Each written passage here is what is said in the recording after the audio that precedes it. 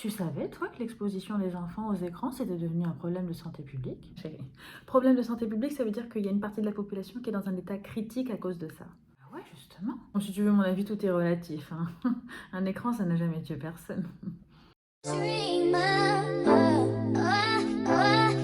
Hello les Medjis. Ah, ça fait longtemps, enfin on se retrouve en vidéo. J'espère que vous allez bien. Aujourd'hui, on parle d'un sujet que je trouve juste super important, surtout aujourd'hui. On sous-estime beaucoup. Il s'agit de l'exposition des enfants aux écrans. Donc dans cette vidéo, ce que je vous propose, c'est de vous parler de l'impact très concret, c'est-à-dire en termes de conséquences. On en est où lorsqu'on expose son enfant trop, en tout cas, aux écrans. D'où je me mets à parler de ce sujet-là, parce qu'on est tous en fait soumis aux écrans, ça fait partie de notre vie aujourd'hui, à nous et à celle des enfants. J'y ai été sensibilisée par hasard, je me suis dit waouh, je me suis rendu compte que je ne connaissais pas ce sujet. J'ai appris des choses très intéressantes, c'est pour ça que je vous propose d'en parler aujourd'hui. Ce qui s'est passé, c'est qu'après ma première grossesse, donc je suis rentrée à la maison, etc., avec chérie, tout va bien. Ça vous est peut-être déjà arrivé, les filles qui ont accouché, il y a une sage-femme qui passe, qui est généralement affiliée à la PMI de votre ville. On est prévenu, hein, mais il y a une sage-femme, en tout cas pour le premier bébé, qui, avec votre accord, passe à la maison, voir un petit peu comment va évoluer bébé, vous donne des conseils, répond à vos questions. Je pense que c'est aussi pour prévenir peut-être de la maltraitance des bébés, des choses comme ça. En tout cas, il y a une sage-femme qui passe, qui est disponible pour vous et qui vous apprend plein de trucs, qui rectifie peut-être des mauvais gestes que vous auriez à la maison. Elle voit bébé évoluer dans son environnement, elle voit le parent qui est livré à lui-même, hein, faut dire ce qu'il est quand on a un premier enfant. Du coup, elle fait cette visite pour apporter du soutien, apporter les premiers secours, tu sais, aux parents et au bébé en cas de besoin. Donc nous, très contents, on a accepté en fait qu'elle vienne à la maison. Elle est venue, très chouette d'ailleurs. Et on discute, voilà, est-ce que vous avez des questions? Alors, comment s'est passé l'accouchement, etc. Alors, bébé, il a besoin de ci, il a besoin de ça. Bref, on parle de plein de choses. Et sur la fin du rendez-vous, déjà, on était dans le salon. Il y avait la télé qui tournait. Moi, j'avais le bébé sur moi, en fait, hein, le nourrisson, hein, du coup, parce que c'était vraiment quelques jours après que j'ai accouché. La télé était en train de tourner. Et elle me dit, par contre, vous savez, la télé, c'est moyen. On se dit, comment ça? Parce que pour nous, il n'est pas devant l'écran, il n'est pas devant la télé, donc ça pose pas de problème. Et elle nous dit, vous savez, même si l'enfant n'est pas en train de regarder la télé, il entend. Et son cerveau est déjà en train d'imprimer déjà tout ce qui passe à la télé. Et autant vous dire que le soir, on se faisait les Walking Dead. Comment vous dire qu'après son passage, on a juste arrêté et je me suis mise à allaiter tranquillement dans la chambre. Mais ouais, elle nous dit, même si l'enfant n'est pas en train de regarder l'écran, il est déjà en train d'imprégner tout ce que la télé est en train de dire. Il est déjà en train de se mettre dans un état de passivité parce que la télé, ça débite, et il n'y a pas d'interaction. Et elle nous expliquait que c'est toujours différent, en plus, d'entendre une voix à la télé et d'entendre la voix de ses parents, la voix qui résonne dans la pièce. C'est de la matière, en fait, la voix. Quand on est dans une pièce, vous l'entendez, ça résonne, ça vit. Vous faites clairement la différence entre dans la réalité et une voix à la télé. Et elle nous explique que voilà, le débit de la télé, qui n'est pas un débit bon, tout à fait naturel, et puis l'interaction, il n'y a pas d'interaction en fait avec la télé. Elle nous explique que ça commence déjà à induire de potentiels troubles de concentration. Ça commence déjà à parasiter l'attention du bébé. Elle nous explique que même à cet âge-là, il y a déjà un impact sur le cerveau et sur le développement sensoriel du bébé. Et c'est trop bien qu'elle soit venue ce jour-là, cette sage-femme. Parce qu'en fait, je portais bébé sur l'épaule, et en fait, derrière moi, il y avait une fenêtre. Truc de fou, mais jamais on n'aurait pensé à ça. C'est vraiment l'œil de la sage-femme, tu sais. Elle me dit, en plus, vous savez, là, bébé, il regarde la télé. On se regarde, on dit, comment ça? Et en fait, la télé, elle était reflétée dans la fenêtre. Du coup, le bébé, il était sage. Il était sur moi. En fait, il était presque hypnotisé. Même nous, en tant qu'adultes, ça nous hypnotise. Des fois, on est devant la télé, on sait même pas qu'on est devant la télé. On ne réfléchit plus. On est absorbé. Dites-vous, pour le bébé, c'est décuplé. Et heureusement, je passais pas ma vie devant la télé. Sûrement, j'ai eu le temps de passer un petit peu de temps sur le canapé à regarder des trucs.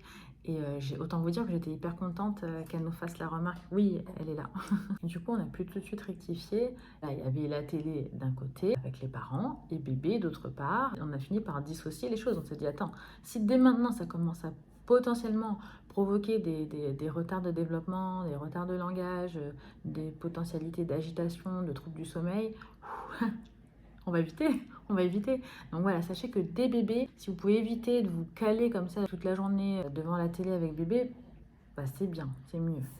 Ensuite, quand ils grandissent, nos petits bouts, eh ben on peut tenter de les mettre devant la télé parce que voilà, ils sont sages, ils sont fascinés, ils sont surtout immobiles, les enfants, quand ils sont devant la télé. Et ça, c'est juste hyper mauvais pour leur développement. Elle aura réussi à squatter la vidéo. Trop forte. Oui, t'es mignonne. Mais c'est pas une raison. Faut pas en abuser.